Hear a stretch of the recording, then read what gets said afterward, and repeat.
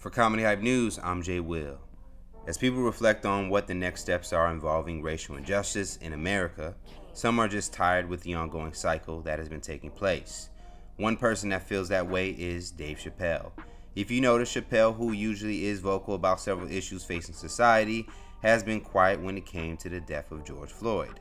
Well, while many of us were asleep, Chappelle and Netflix would release an unannounced mini special late Thursday night. In the feature entitled 846, Chappelle gets in front of a small crowd in Ohio to address the current frustration and the killing of George Floyd by police. The special is titled 846 to reflect the 8 minutes and 46 seconds charged officer would keep his knee penetrated into Floyd's neck before his passing. At the heart of the conversation, Chappelle would explain why he felt it was best to remain silent despite being pressured by many to speak on the matter. Has anyone ever listened to me do comedy? Have I not ever said anything about these things before? Ask me, do you want to see a celebrity right now? Do we give a f what Ja Rule thinks? This is the streets talking for themselves.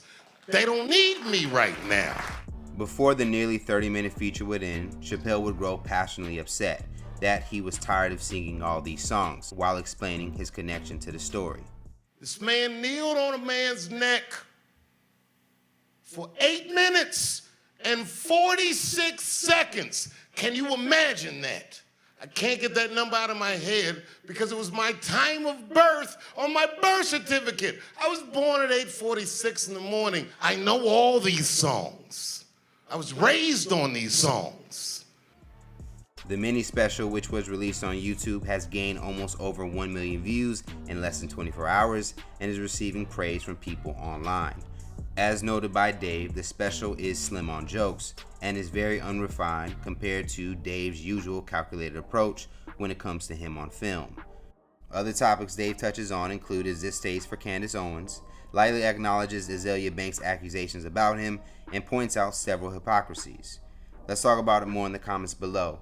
And for more news and comedy, head over to comedyhype.com and follow us across all social media. For Comedy Hype News, I'm Jay Will.